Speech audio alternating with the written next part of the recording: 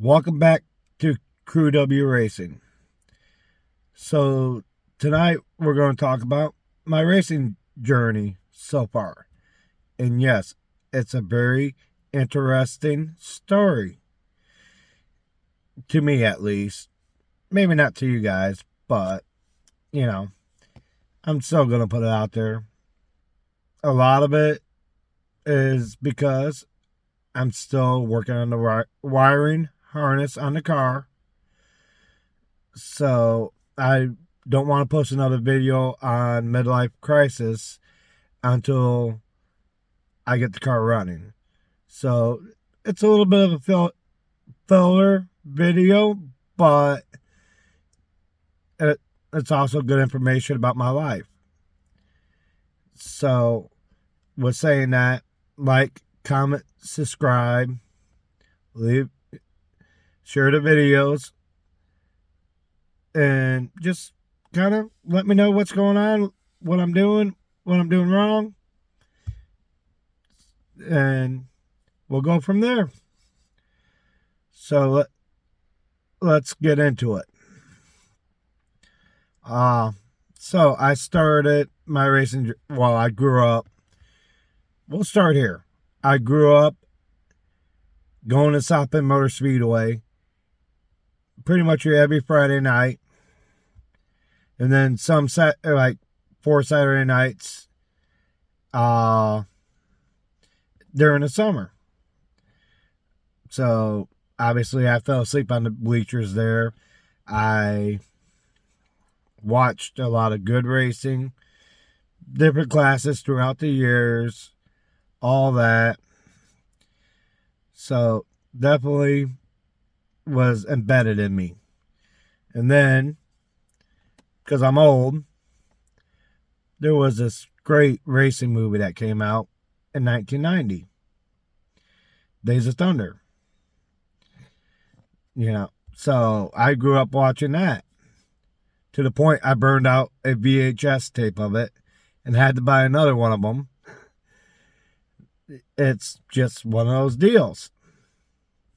It happens. It's life. It's funny, but that's how much I watched that movie. Plus, Stroker A's. Grew up watching like Smokey and the Bandit, Dukes of Hazzard, the basic car guy stuff. But that's beside the point.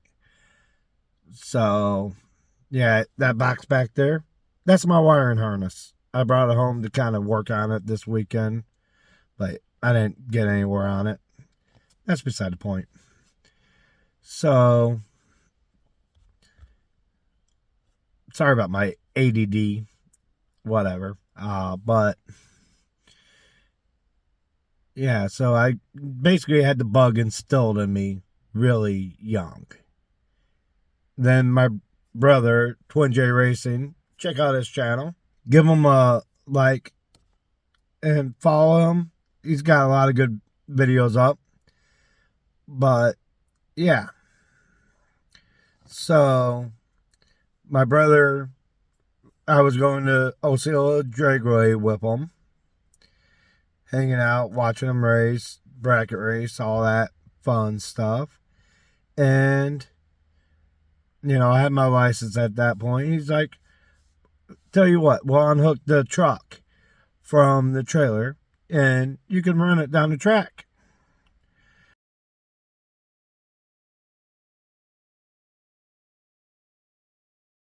Well, ended up with him and the other people around's advice, I ended up winning trophy class that weekend. So that's how I got started. I mean, running, I think 17 seconds in the quarter mile. Might have been 15. I can't remember. Shoot. It was a 96 F-150 with a 302. So it was nothing even special at all. But hey, I went out, I had fun, and won a trophy. So from there, I continued on. I basically graduated high school because I won it when I was in high school. So I continued on and went to college down in Nashville, Tennessee, for at Nashville Auto Diesel College. Back when it was Nashville Auto Diesel College, now it's Lincoln Tech, but that's a whole nother story. Then I came home, ended up buying a mini stock. So from there, actually, let's back up. I totally forgot about this till now. Before I bought the mini stock, me and my brother ran the train race at South Bend. Talk about some crazy, messed up times. Basically, a train race is you tie, say, what we had was a 80s Buick Regal with a V6 up front, had a Mustang in the middle, and a Grand Marquis out back. You basically chain them all together. And the guy up front basically does the steering, and the guy out back does the pushing. Pretty much. That's how it ends up working. But we went out there in memory of a good friend. We were the Roofless Express, honoring a friend that had passed away. And that we started with like, I think 12, 14 trains that night. We ended up second that night. Well, things didn't go. That was in September. And then October, we had another one of those. And that didn't turn out so well. I did my part. For the most part, I was waving my butt off to make him stop because there was a red flag. Well, he didn't stop. I got pushed into another train.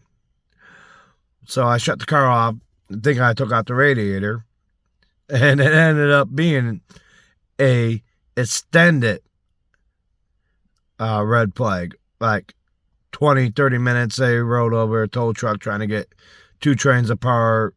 It was a whole mess. I mean, it was entertainment sitting in the car, seeing the tow truck roll over and all that, but that's beside the point. So, basically, I shut the car off. I went to go fire it back up. Well, yeah, some dummies left the battery cable loose. So, not only... And there was another mistake made there. That we did not collapse bumper shocks. So when I hit the other train, when I got pushed into the other train, I did not hit it. I did not hit it. I was pushed into it. And I will say that to the end of time. But we did not collapse bumper shocks on any of these cars. So once I got pushed into the other train, the bumper shocks collapsed. I could not refire the car. And we finished the race. I think we might have finished. We didn't get a trophy, so it had to be fourth or whatever. But there was so much, because we tied them so tight together, there was so much slop in the car and the train because we did not collapse bumper shocks or anything like that. It's something we overlooked. But that's beside the point. From there, so that was actually my first laps ever at South Bend Motor Speedway. So from there, I ended up buying a mini stock. And that car had a lot of issues. I bought it. I bought it on a Wednesday. Literally painted it. And Yeah, took it out Friday. I did not make practice that night.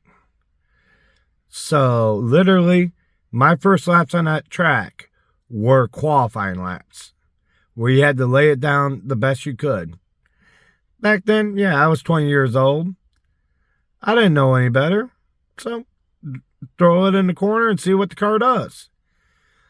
But the thing is, the car had, well, what I thought at the time was a rev limiter.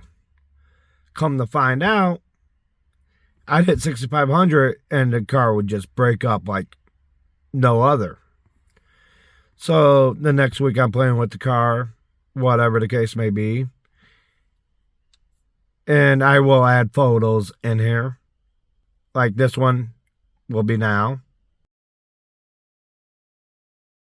And so whatever the case, so what I found with the car breaking up at 6,500 was I started looking at the car and I saw a vacuum hose ran to the vacuum vents. I'm like, this is not right.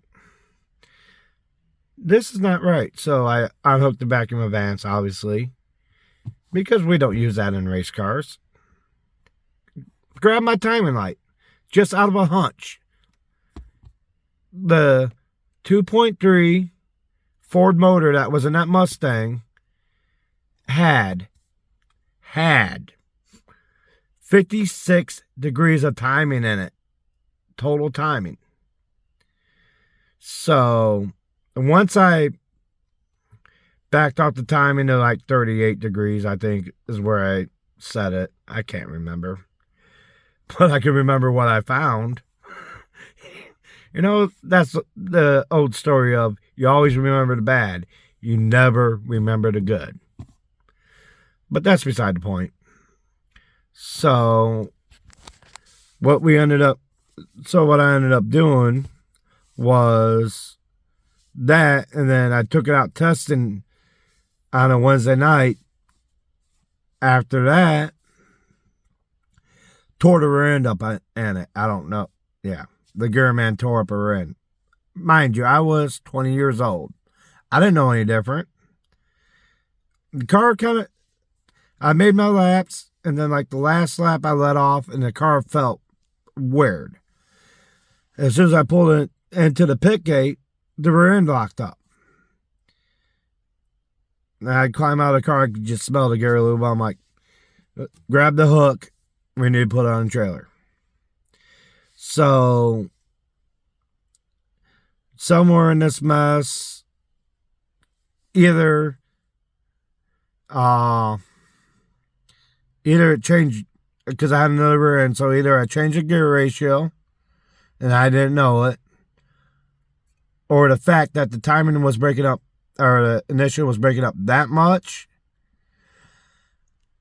The next week, because I missed the week because it was Wednesday, rear end was out, whatever. The next week, I'm going on the back straight. I look down at the tack, car's going turning $8,000. I'm like, well, so either going to hold together or it's going to blow. I ran that car for 2 years. Things happened. Whatever. I got like 10 races out of the car, maybe. And I wrecked it. I lost control. I spun it. And yeah, I got T-boned. The car was done. I was fine. The car was done. So from there, I took a sciatica, or not sciatica. What's that word? Anyhow, I took a vacation. So that was 2005-ish to, I got a street stock. I bought a street stock. I had to build it out. I went racing in 2017 with it. Pictures to be included now.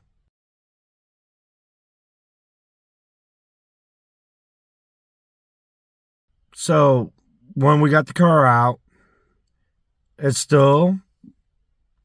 it was, I didn't know a lot about street stock racing at the time. I thought I did. I put the parts in that I thought I needed. I had talked to some people.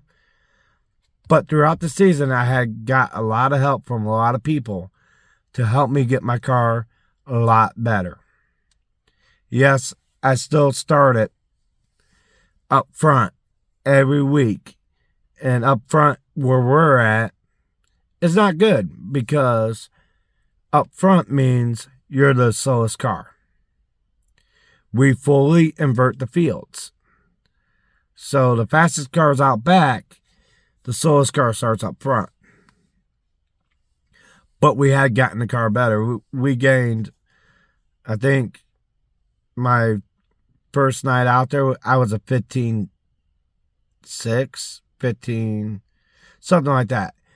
We got the car down to 14.0s. That's a big jump. And the car was getting a lot better. And met a bunch of great people.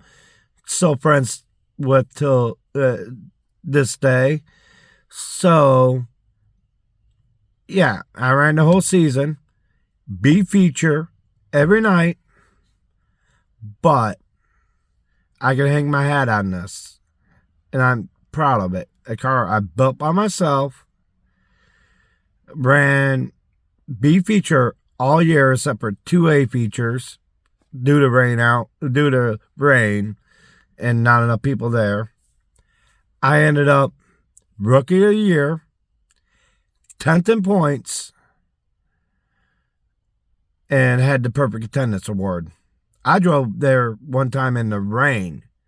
That's how much it meant to me.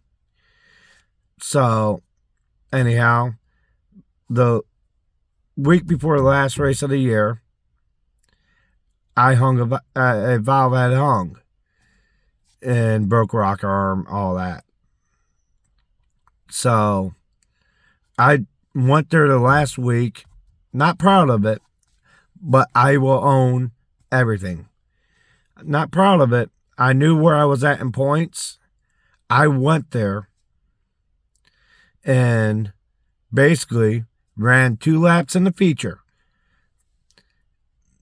And just to get my start money and my start points to lock up 10th in points. But I did it. You know, after I think maybe 60 nights it was that year. I think. Maybe 14, whatever. But after 14 nights, you're kind of owed that one, maybe. It's kind of a bad move, but at the same time, it is what it is. So I locked everything up. And then I was not in a good position in life at that time. Kid coming, unemployed, car had to go. So I ended up, selling the car, making money to support the family, which is always the most important thing. So from there, I had bought a few projects, and they just never panned out. One, I thought it was an okay project. But then after I started looking at it, it needed a 4-link plate. So I cut a 4-link plate out of another frame I had and put it in there. Then I started looking at it more. The front was bent. The front clip was bent pretty bad. And then started looking at how it was built and all that. It wasn't worth it. Picked up another chassis that definitely was going to need a lot more work, and at some point you cut bait. Especially, to me, a metric chassis ain't worth it in my area because we can run all chassis. We don't have to run a metric or a G-body chassis. So we have options. So then I bought this other car, another 3-link car. But it was, as I got into it, like I said, pictures will be included. But as I got into it, I found that the front clip was bent to the right, and then the rear was bent to the right too. It basically, to me, it looked like it hit hard on the left front and just slapped, and I mean slapped the left rear into the wall. I definitely wanted to be the driver in that car, but it was made for a series back in the 2000s. It was a professionally built chassis, but it was bent to all crap. So that one went away. The one steady I always had was the frame for the street stock that I'm building now, but that's another topic for another video. So I ended up working on this Hornet for someone that needed some electrical issues figured out.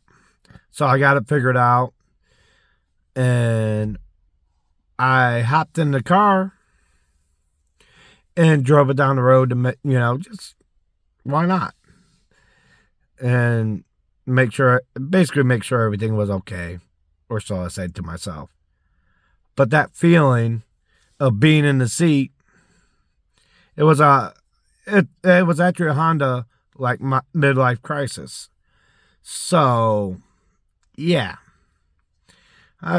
after I got out of that car and the feeling of being in the seat, it kind of changed my mind, because I had said when I sold my street stock, I would not buy a Hornet.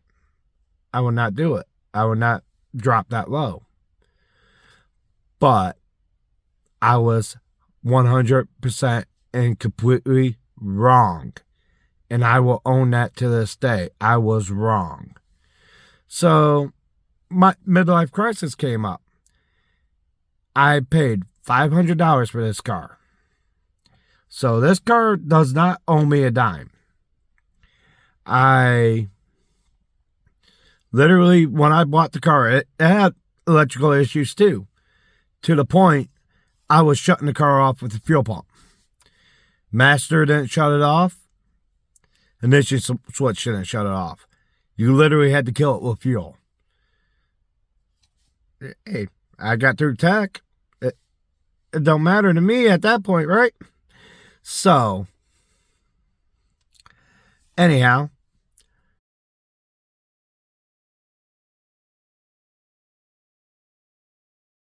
we did that. I got the car in June of 2023. And then the first race I could race it at, because I actually had the car in the trailer for the Gambler at South Bend. So, believe it or not, the car was too fast. It couldn't go out on that track for the Gambler, Those V8s had nothing for that four-cylinder. But anyhow, the next race ended up being the day before my birthday, in 2023, the day before my 40th birthday. So the car got the name Midlife Crisis. I went out, had fun, had a blast in the car. First night, I went out there and basically qualified. I didn't know the car. Our hot laps at this point is our qualifying. So between our two sessions, yes, I was picking up time, but it wasn't, I didn't cover myself because we have a breakout rule. So you cannot go under a quarter second of your qualifying time.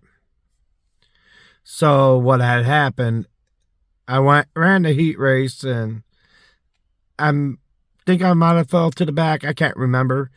But the feature, I started pole. I took off. And I took off, and I was moving. I knew I was moving. So when 2 laps under your qualifying time. So as I was coming around for lap number 4, I was already looking at the flag stand. I knew I broke out. I got the single, and to the back I went. And then from there, you're not going to get yourself right back up front in a 12-lap race. It's not going to happen. So, lick my wounds. Just kind of fell to the back and just ran the car, felt it out, learned the car. The next week, the track was complete trash because we had rain, whatever. I qualified better, but that didn't matter. I mean, it set my position, but as we came out for the heat, they came over our one-way radio and basically told us we have no breakout for tonight. So that ended up being a really good night somewhere in this mess. I ended up second in that feature, and then I think that was a highlight of that season. And then ended up, I think the next week, the car missed a shift in front of me. And I was right up on them. Nowhere to go. I'm kind of stuck. Only thing I could have done was just grab his bumper and shove him. But I didn't do that. And then just a few mishaps. Had fun. Finished out the season. And I only had missed like 2 or 3 races at that point of the season before it because of rain and all that. So anyhow, ended up like 23rd in points that year. And then the next year, and then 2024, I did run the car at Plymouth once because, well, technically twice, but once for the season ender. They also had Hinder there that night, so I'm like, hey, I'd like to see Hinder. I might as well bring my car. And it was a lot of fun. Ended up in the B feature because they only had enough cars to cover a B feature. So the next night at South Bend, we actually qualified into the B feature. And when I say we qualified into the B feature, I did not start on the pole. I qualified like 4th. I would start at 4th in the B feature.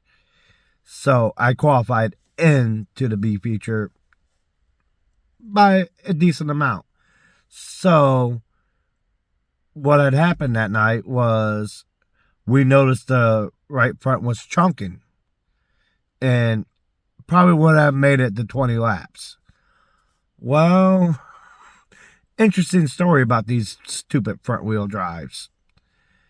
We moved, I believe it was the left rear to the right front.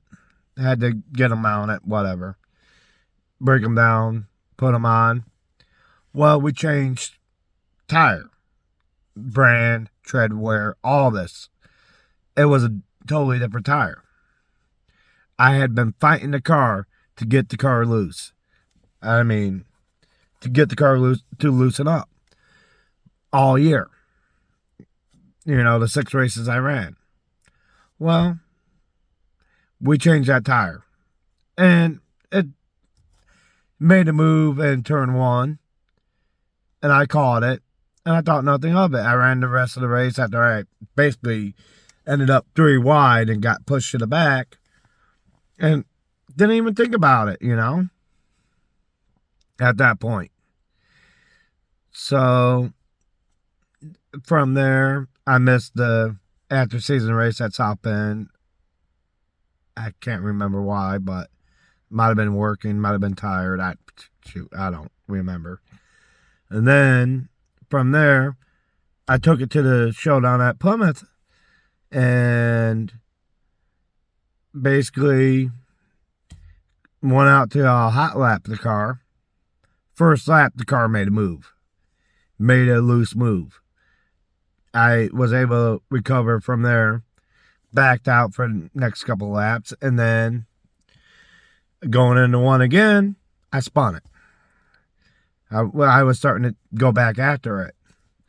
So basically, we had to pull every pound of air I put in that right rear tire to get it to loosen up. I had to pull that back out just to get the car to even feel right. And I still didn't trust it. A heat race, I didn't trust it. We were gaining on it.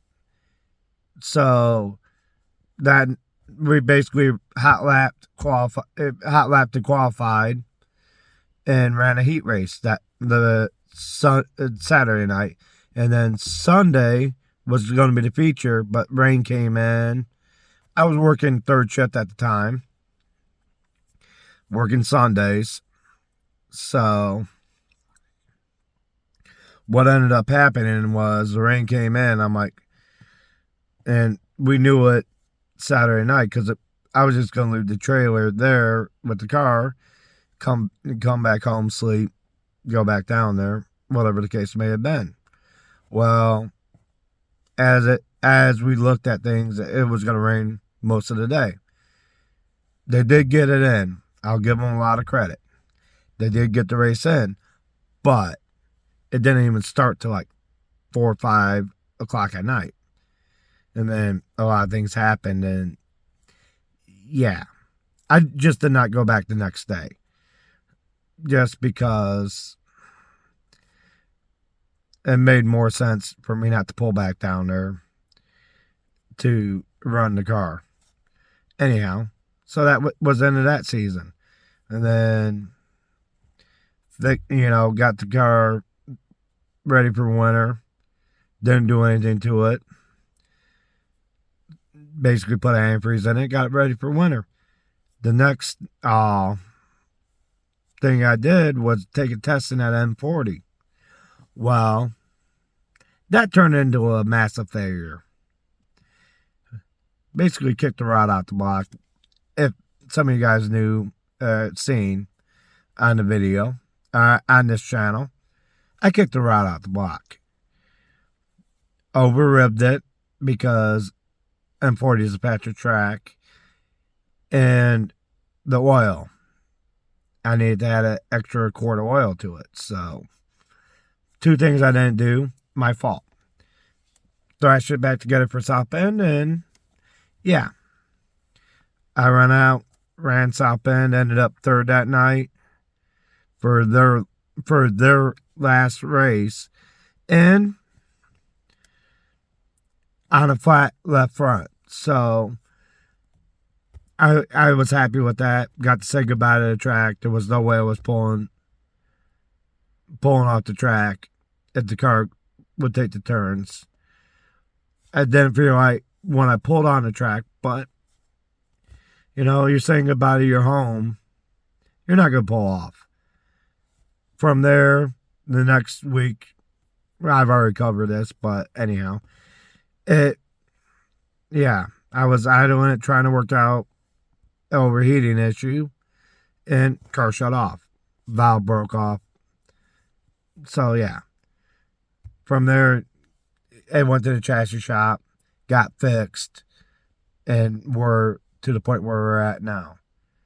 So we got the street stock in the works,